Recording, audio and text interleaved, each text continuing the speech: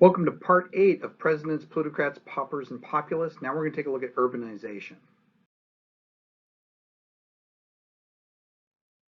One of the effects of the Second Industrial Revolution was it led to a massive amount of urbanization in the United States, right? By 1900, the United States' urban population had more than doubled. It was, at the time of the Civil War, about 1 out of every 5 Americans lived in city urban areas, and which is any town above 2,500. And by 1900, that had doubled to 2 in 5. I know that doesn't seem like much, but that is quite significant. That's over 30 million Americans living in cities, right? In 1870, there were only 14 major cities in the United States. By 1900, that had more than doubled. There were 38, right? Industrialization had created central points for populations to live and work. You had to create industrial towns, right? Approximately 341,000 African Americans migrated from the South to the North between 1870 and 1900. This, again, still isn't the Great Migration that we'll talk about in World War I, but again, this is a large shift of the population. And you also had a massive influx of immigration. 11 million immigrants came to the United States between 1870 and 1900. And between 1900 and the beginning of World War I, 1914, you have another 14 million. So 25 million people coming into the United States between the Civil War and World War I, right? By 1900, 60% of those who lived in America's 12 largest urban areas were either foreign born or they were first generation Americans. So why were there so many people coming to the United States in this time period, right? Well, I mean, we can attribute it to a theory that's still applicable today. It's called the push-pull theory. And any time that you have populations moving around, there's two forces in effect here.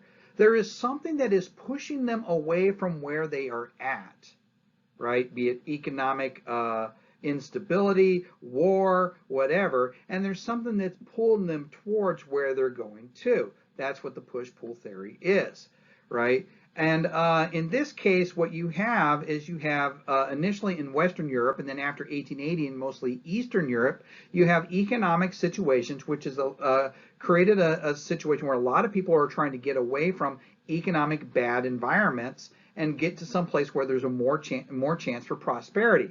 And in the post-Civil War era, the United States was seen as a land of opportunity. A lot of people wanted to go there, right? And so as a result, you're going to see a massive amount of people come into the United States, with a lot of them after 1892 are going to start going through a place called Ellis Island, right? Ellis Island was initially a 3.5 square mile island that grew to 27 square miles because the fill dirt from the New York subway construction would be used to grow the size of the island. But it's going to be a major processing center for immigration into the United States, right? At its peak between 1900 and 1914, Ellis Island would process somewhere between 5 and 10,000 people every single day. As a matter of fact, 40% of Americans today can trace some line of their ancestry through Ellis Island. Now, here's the thing. If you had bought a first-class ticket into the United States, if you came in with Kate Winslet, right? Well, the Titanic's probably a bad example because that ship didn't make it to the United States, but you know what I mean. Did you go through Ellis Island? No, you did not, right? You were welcomed in with open arms. Look, hey, rich person, come on in. But if you came in with Leonardo DiCaprio there, right, in steerage, right? It's the only way I can make this movie Titanic useful. If you came in with them, you went through there, and you went through a whole series of tests, right? Medical evaluations as well as other tests. They would check you for things like tuberculosis and trachoma. They'd literally roll your eyelid up and see if there's white splotches. Trachoma was a ailment that would make you go blind. And if you were found to have any of these ailments, you would have that marked on your lapel in chalk, right? Were you allowed to come in if you had something on your lapel? Nope. You would be rejected and you would be sent packing. Now, hopefully you were smart enough as soon as nobody's looking, you're like wiping that chalk off of you real quick, right? But you have a large number of people coming into the United States, and it's going to start causing enough resentment, like with the Chinese on the West Coast, that there's going to be calls for restrictions on immigration in the United States on the East Coast as well. So resentment against immigration in the United States during the Gilded Age is going to lead to a whole series of laws that will be passed that are going to limit the amount of people that can come into the United States. The first one we already talked about, 1882, the Chinese Exclusion Act, right? This is the first major piece of immigration law passed in the United States, and it created a 10-year moratorium on Asian immigration, specifically Chinese immigration, into the West, right?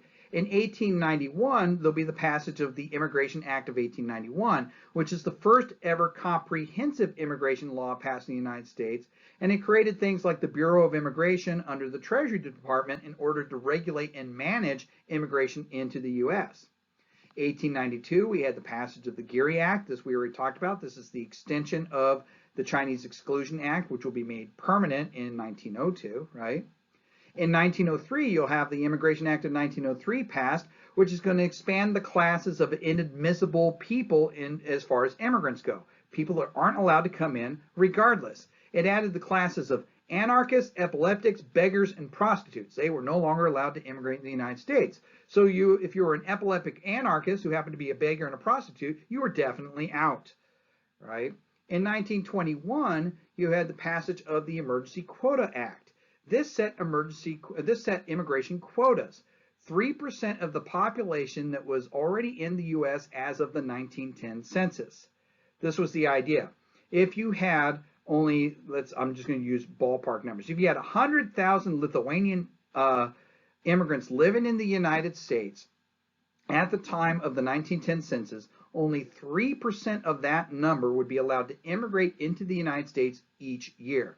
Now, the reason that they passed this was that you started to get more and more of an influx of Eastern European and Southern European immigrants after 1880, and the passage of this by setting that population quota made it where it was more difficult for Southern and Eastern Europeans to immigrate who were not, in the opinion of the established populations, the more Western European populations, were not integrating as well into American society, right? Finally, we have the passage in 1924, the Immigration Act of 1924, which put a permanent cap on immigration at 150,000 per year. What that meant that is if you had not immigrated to the United States by March of any given year, wait till next year because you weren't getting in. They would already have hit the quota by then and the doors would be closed.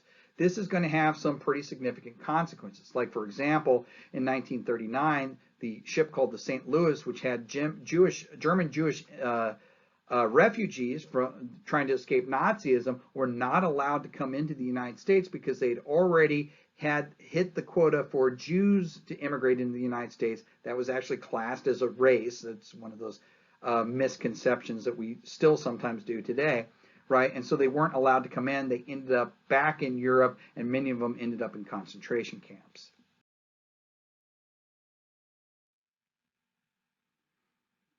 What were the living conditions like in these cities? Well, I mean, it wasn't very good. I mean, this is before the progressive era where you really get good city planning put in place.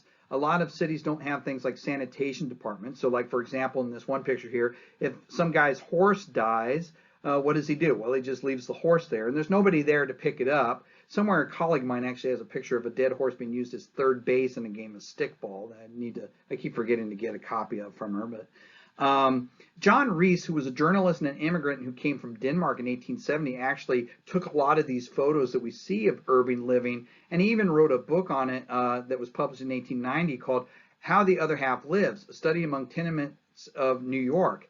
If you take a look at this lower photo here, you can see this is just the corner of a room in a tenement house. And look at how many people you can see in just this one photo, right? There are, what is that, 1, 2, 3, 4, 5, 6, 7 people. Look in the chair, you can see that one guy's hand. 7 people in just this one corner of the room, and of course, I'm sure you all notice the one dog, right? Why is he under the chair? Well, because he's a good boy, that's why. Then he doesn't want to get stepped on.